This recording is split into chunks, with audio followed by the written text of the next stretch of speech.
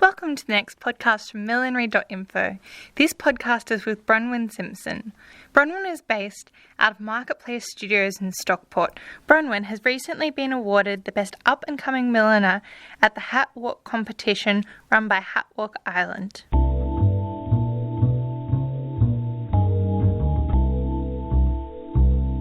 Thank you for inviting us into your Stockport studio.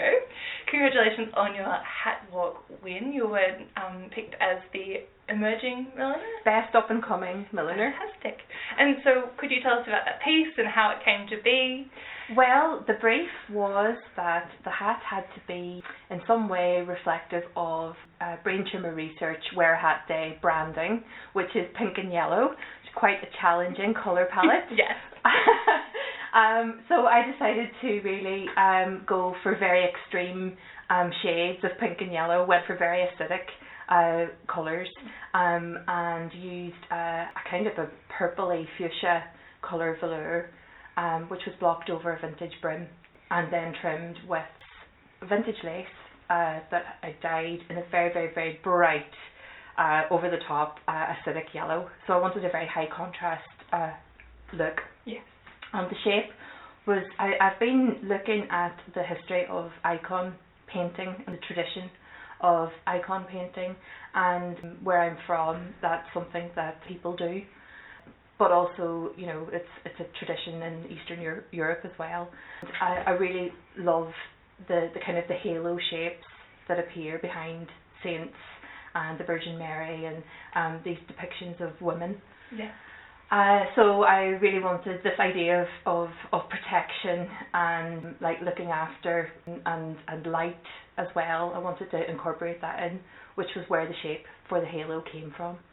And the other thing then, to try and marry the lace and the velour, I used an offcut, the kind of wiggly offcut that you get when you've blocked your shape. To stitch in to create a kind of a brain, wiggly brain-like formation that would weave in amongst the lace. Oh, lovely. How did you first become interested in millinery itself?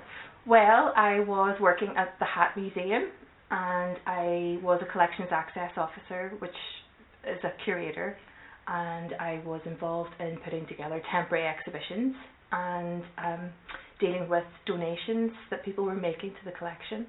And I got the opportunity to work on a project called Making Headway. This was a professional development program for milliners, and we ran a competition, and milliners from all over the UK entered, and we selected 13 who came for development weekends here in Stockport, and we showed them around. We got pieces out from the collection. They were able to take a closer look at those. We did study days. We organised masterclasses with people like Bridget Bailey. Sylvia Fletcher came and gave a really inspiring talk to the milliners. We did business development skills as well. It was through working with these milliners and wanting to really understand what they did better. I wanted to really understand the collection that I was working with as well.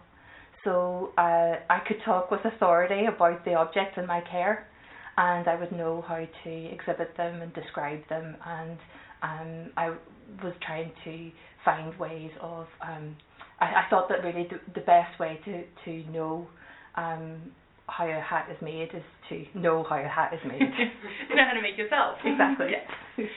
Did you undertake then formal training, or how did you then learn from that point? From then, we started a series of millinery courses at Hatworks at the museum, and two tutors who were teaching at that time at Leeds College of Art, Marie Thornton and Sue Carter, came and we worked together on the first round of courses.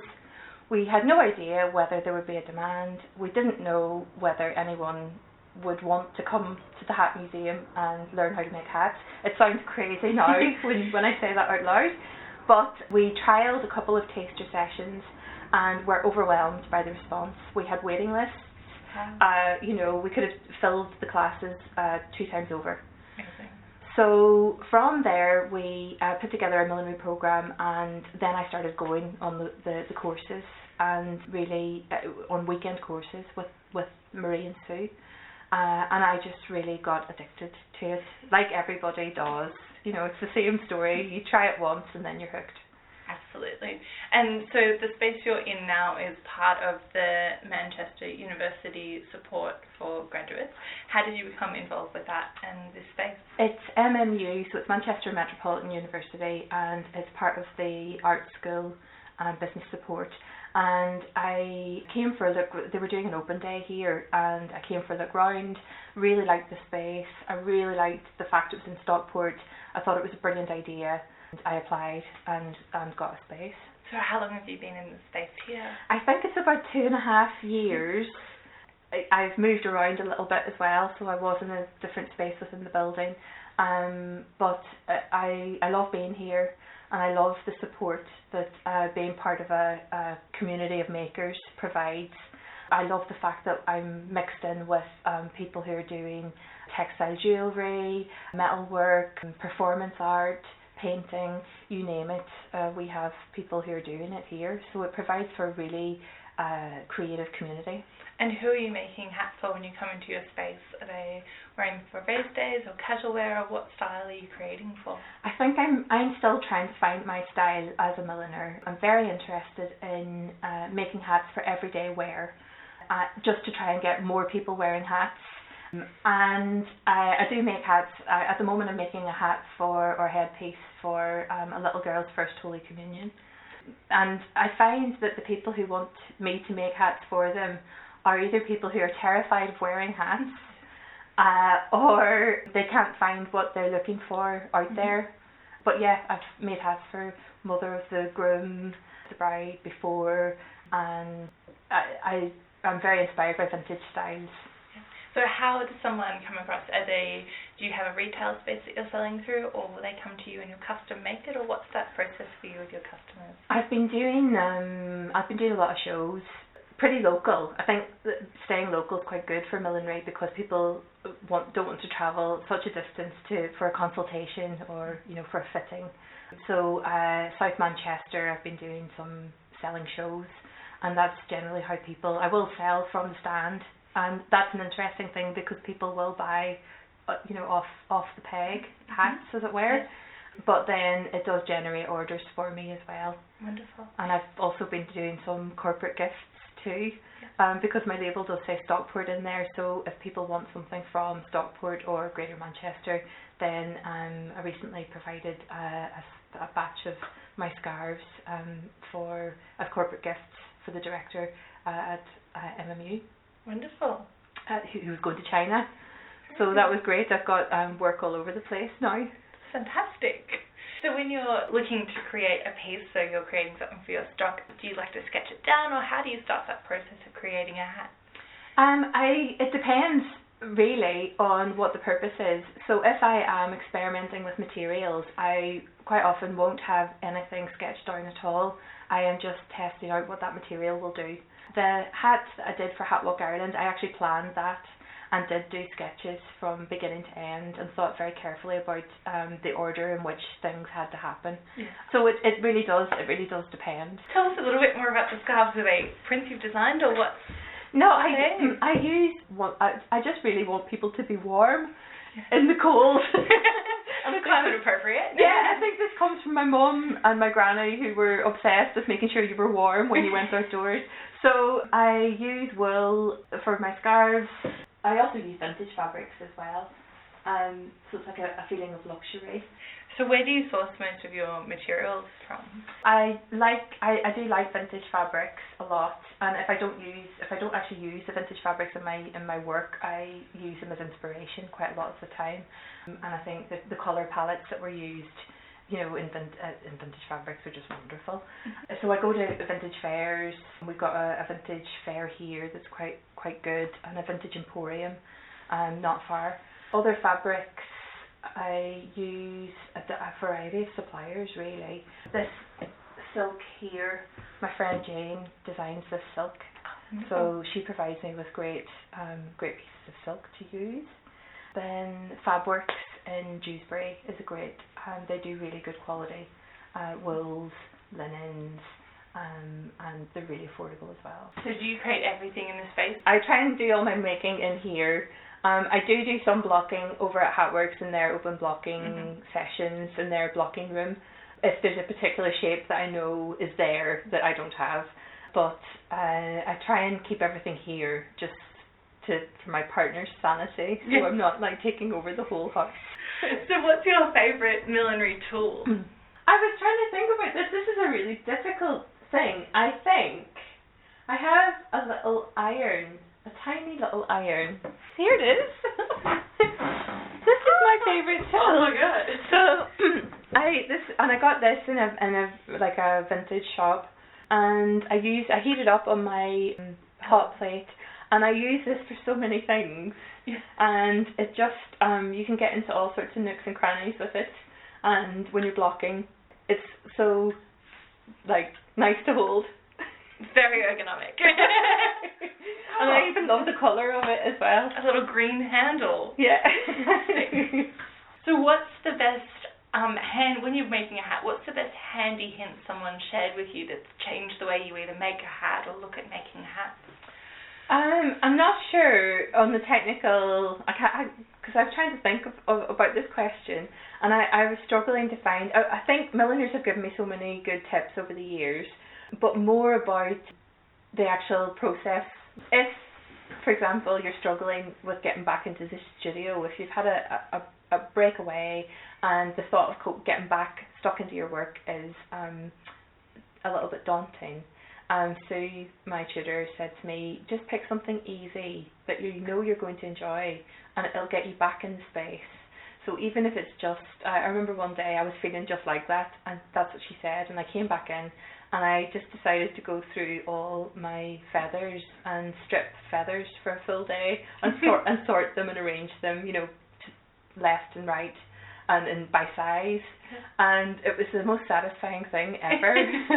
And it just helped me be in the space, be doing something, but that wasn't going to be too demanding or reap poor results and end up me feeling disappointed and not creatively exhausted. Yeah.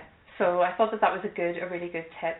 Sylvia Fletcher also said when I worked with her on Making Headway, and she came up to give a talk, she said that you just really should do something once you've found, if you're lucky to find something that you love doing, you really owe it to yourself to do it.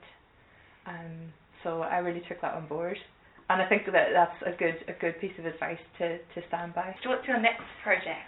I have been working on, I've been working with a microbiologist who grows fabric. Oh wow. And she's called Jane Wood at MMU, and I am working on a paper with her at the moment that we're going to present at a textiles conference in Huddersfield in July. So I've got that coming up. We are going to be working on great things at Hatworks as well. And I've got a couple of hat orders that I need to get done now that London Hat Week is out of the way, and Wear a Hat Day, of course. So what's your background before millinery? What were you? I did a degree in contemporary craft, specialising in textiles and wood and concrete. And it was a degree, it was very like the degree that they do now called 3D design. So you really got to grips with the material and learned all about the different processes that you can do in that material. So I did that, and then I really got into museums and museum studies. I got my first job in an art gallery and worked and ended up doing an MA in museum studies. And then that's where the kind of the curatorial work came from. Since then, I've been getting into the millinery in a big way in the last couple of years. And how do you balance between your work at Hatworks versus your studio time? Do you have a balance between that, or just when you have the opportunity? It has been very difficult, but I think one thing fuels the other. So working in a hat museum is a constant source of inspiration. I'm always meeting really inspiring people, so that really does provide me with the fuel to then come into the studio, either very early in the morning or, after work. Be very focused for those 2 hours, that I have. It certainly makes you plan your time very well when you've not got much. I think sometimes I don't get as much time here as I would like in the studio, but it's the creative bug though, I think. I think that's always the case. I would still be saying that if I had 20 hours a week here. Absolutely. Thank you for coming and letting us talk to you in your studio today. Thank you so much for coming.